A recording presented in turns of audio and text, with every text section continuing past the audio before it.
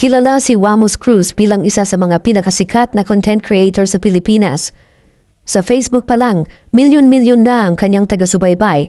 Halos araw-araw ay may mga video siyang nagbibigay aliw sa mga manonood mula sa kulitan nilang magkasintahan hanggang sa mga live stream niya.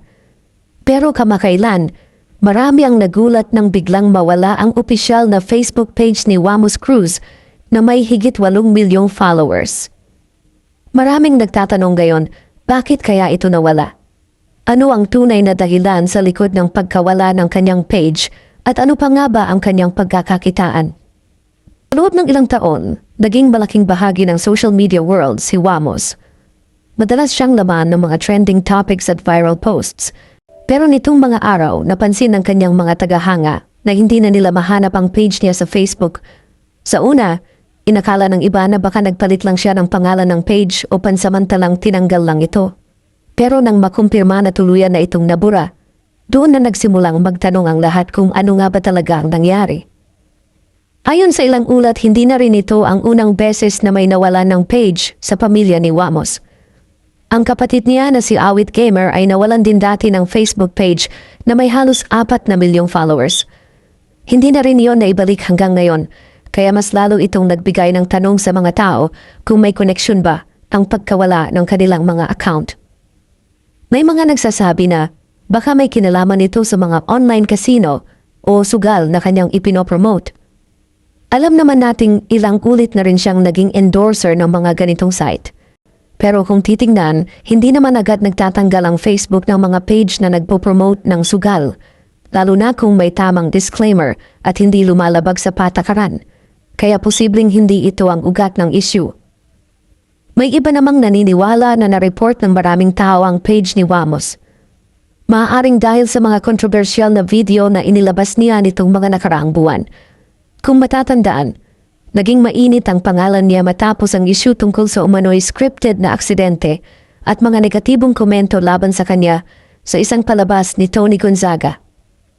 Dahil dito, marami ang nadismaya at nagsimulang magreklamo o mag-report ng kanyang mga posts. Ang pagkawala ng page ay malaking dagok para sa kanya. Dito kasi nakasalalay ang malaking bahagi ng kanyang kita bilang content creator, mula sa views, brand collaborations, at mga live streams. Lahat ng iyon ay nakadepende sa kanyang Facebook presence. Kaya nang biglang mawala ito, ay para bang nawalan din siya ng pangunahing paraan para makipag-ugnayan sa kanyang mga taga-suporta.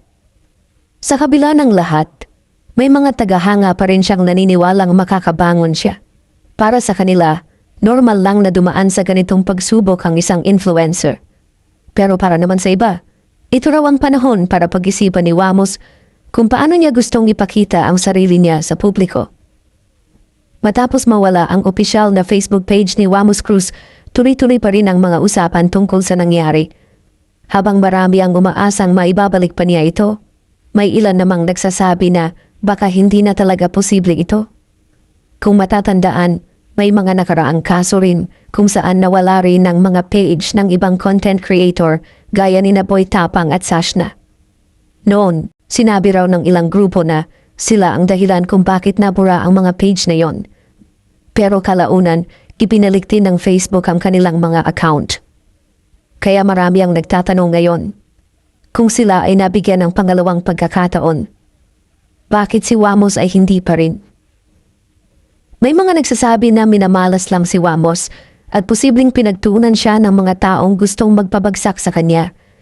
Marami kasing nagsusulputang report tungkol sa kanya online.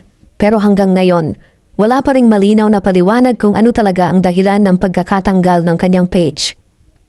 Ang sigurado lang ay burado na ito sa Facebook at hindi na makikita kahit anong pangalan o keyword ang gamitin mo sa paghahanap. Sa mga komento ng ibang netizens, may ilan na nagsasabing ito raw ay karma para kay Wamos dahil umano'y hindi siya nagbabayad ng buwis o masyado na raw siyang nagyayabang sa social media. May iba naman na nagsasabi na baka naabuso na niya ang mga patakaran ng platform kaya napagpasyahan ng Facebook na tanggalin na ang page niya. Ngunit sa kabila ng mga haka-haka, wala pa ring opisyal na pahayag mula sa mismong kumpanya tungkol dito. Ayon sa ilang observer, mahirap talaga maunawaan kung paano gumagana ang sistema ng Facebook o Meta. May mga pagkakataon na bigla na lang mawawala ang page ng isang creator kahit wala namang malinaw na dahilan. Napakasila ng platform pagdating sa mga ulat, reklamo, at mga nilalaman ng post.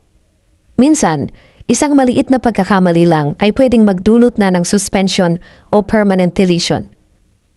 Kapag na-flag ang isang account, maaring hindi na rin ito lumabas sa recommendations o mawala ng kita kung monetized man ito. Para sa ibang vlogger, mas pinipili na nila ngayon ang YouTube dahil mas malinaw daw ang sistema nito pagdating sa monetization at content rules. Marami ang nagsasabi na mas madali kang kumita at mas may protection ka bilang creator kumpara sa Facebook na mabilis magbura ng account kahit hindi pa malinaw ang dahilan.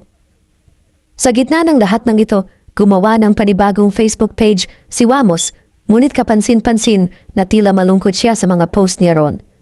Sa halip na mga mensahe ng pag-aalala, karamihan pa sa mga komento ng tao ay humihingi sa kanya ng tulong o pera na tila hindi iniintindi ang sitwasyong pinagdaraanan niya.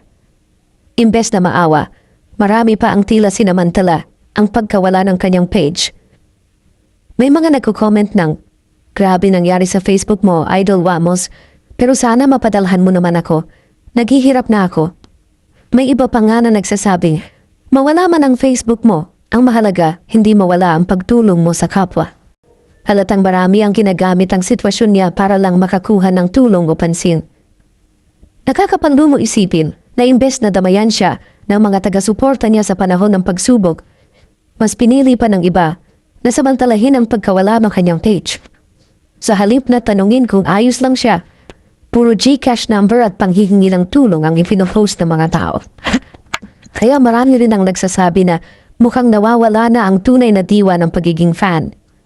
Dati, ang suporta ng mga tagasunod ay nakikita sa malasakit at pag-unawa, pero ngayon, parang nasusukat na lang ito sa kung anong makukuha nila sa idol nila. Sa kabilang banda, may ilang content creator at commentator ang nagsalita tungkol sa nangyari kay Wamos.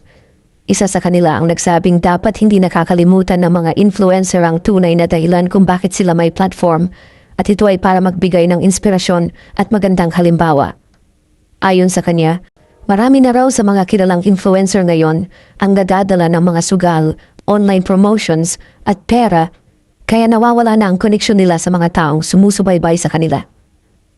Sinabi rin niya na ang mga komento ng mga tao sa post ni Wamos ay malayo sa tunay na sitwasyon na pinagdaraanan nito. Imbes na ipakita ang kanilang simpatya, ang iba ay ginagawang biro lang ang problema niya. Para sa mga totoong taga-suporta, dapat ay nakikitaan sila ng malasakit at hindi ang pananamantala. Ang tunay na fan ay nakikibahagi sa saya at hirap ng iniidolo, hindi lang sa mga panahon ng tagumpay. Sa gitna ng mga haka-haka, muling nabanggit ang isyong may kinalaman daw sa online casino promotions bilang posibleng dahilan ng pagkawala ng page niya. Pero ayon sa mga komentarista, hindi raw iyong totoo dahil hindi ganun kahigpit ang Facebook pagdating sa mga ganitong promotion. Mas malaki raw ang posibilidad na marami lang talagang nag-report sa kanya kaya bigla itong nabura.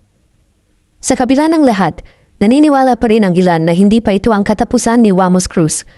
Malakas pa rin ang kanyang pangalan sa YouTube at doon ay patuloy pa rin siyang nakakagawa ng content.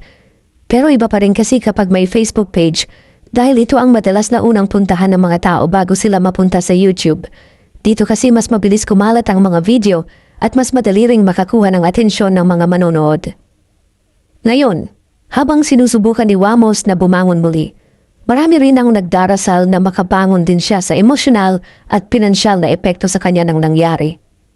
Sa huli, ang pinakamahalaga ay patuloy pa rin siyang nakakatulong at nagbibigay inspirasyon sa iba.